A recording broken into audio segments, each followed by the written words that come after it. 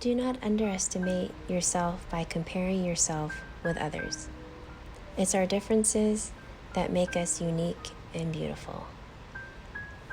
I was born in a little country that looks like a bunny rabbit, and I guess I was closer to the back of the bunny in Daegu, Korea. The orphanage was located in Seoul, which is the capital. My youngest memory was these charm candy sour balls, and we were each given one piece of candy. I can remember persuading the instructor on just getting one more piece. They said it was okay as long as I kept it a secret and didn't tell the other kids, which I didn't. The next day was adoption day. Little did I know that this would change my life forever. My second memory that I remember is when my mom and dad came to pick me up. My mom's leather boots that went all the way up her legs really mark a memory on me, along with my dad's mustache. He was really tall as well. My mom always told me that she wanted a boy, and she was disappointed in getting me, but the boy was already spoken for. My dad, however, told me a different story. He said out of all the kids, I was the one that smiled the biggest and made eye contact, and that's how he knew that I was the one to be his daughter. And that made me feel very loved. Throughout my life, my mom would like to put me down. She said my hair needed to be permed because I didn't have enough fullness. She always told me how big my nose was, and if I ever wanted to get a nose job, she would support that. And that's when I was only 6 years old. She'd always tell me my shoulders were way too broad, and that all the football players would be jealous of my shoulders because they were so wide. I also competed to try to become Miss Teen USA. When I was selected for Tennessee, my mom told me that I couldn't because I was too short and no one would vote for me. I wanted to go to Harvard, and my mom said that I just wasn't smart enough. All of these things made me feel like I wasn't good enough for my mom, that I would never get her approval. And all I wanted her to do was just see me as someone special. And that hardly ever happened.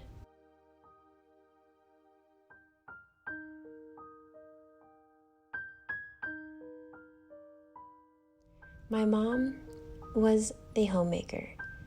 She was the one that cleaned and did laundry and made all the meals. My dad, he was an officer of the military.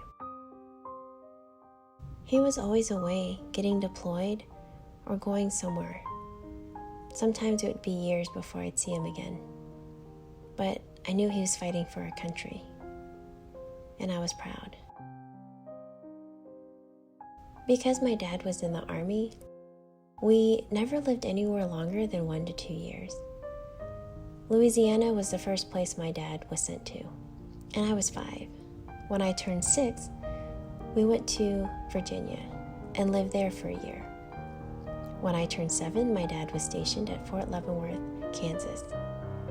8 and 9 was spent at Fort Campbell, Kentucky, and we lived in Tennessee.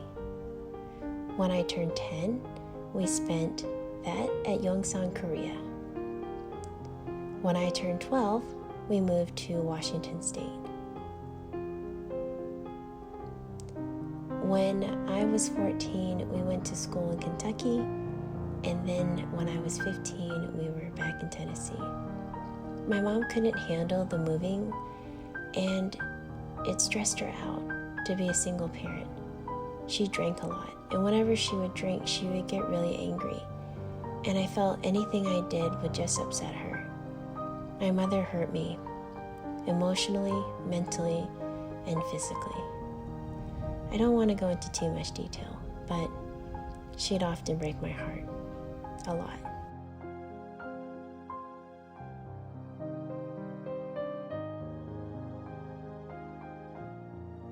When I was in elementary school, I never realized that I was different. a lot of the kids bullied me, and they made sure to remind me that I didn't look like them. They'd call me names, and it was very confusing. I would try to explain to them that I was Korean, and they kept telling me that I was Chinese or Japanese. It just didn't make any sense to me. So it made me sad that kids could be so cruel. My dad told me when I turned 12 that my grandmother had died. I was devastated. So we had to move to Kentucky to take care of my grandpa. I went to an all-white school. The population was 500, and they didn't even celebrate Martin Luther King's birthday. I thought it was really strange. After that, we moved to Tennessee, and I was in high school, and I was happy. I joined the cheerleading squad, and I was in student government, and I worked, and I did basically everything I could to not be at home, because home wasn't happy.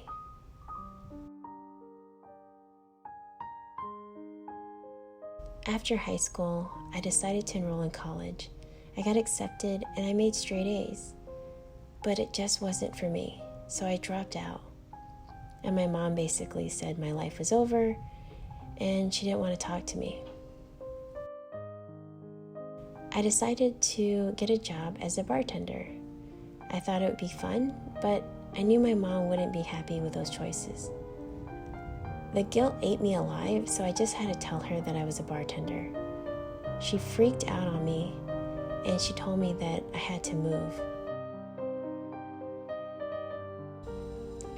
So I did. I moved out of Tennessee, and I left everything I knew.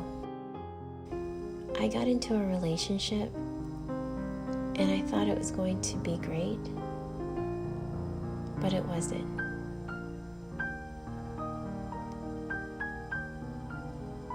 I thought that it just wasn't the relationship for me, so I tried to get into another relationship.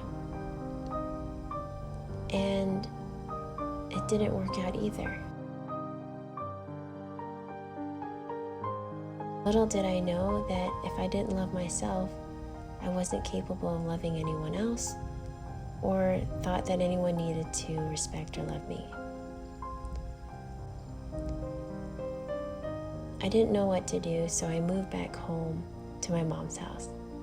She told me that I could move back as long as I went to college.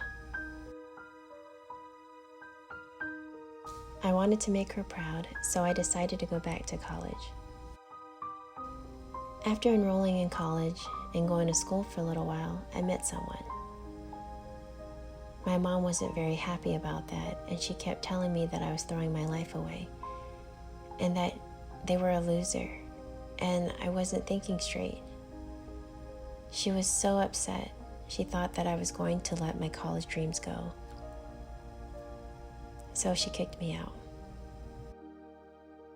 After I found an apartment, my mom called me right away to basically tell me that I was worthless and that she no longer wanted me in her life.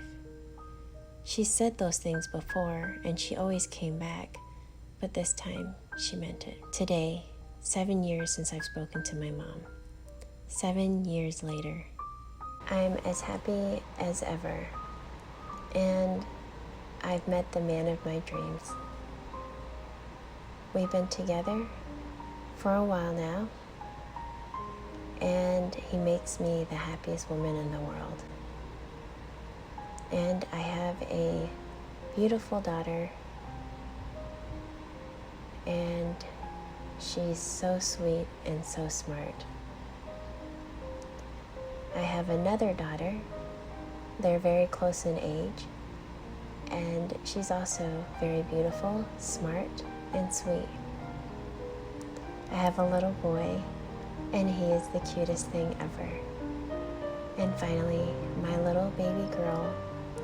She's so full of life and so adorable.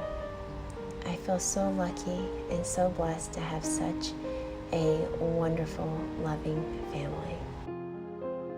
I want to thank you for watching, always remember that you are good enough. Letting go means to come to the realization that some people are a part of your history, but not a part of your destiny.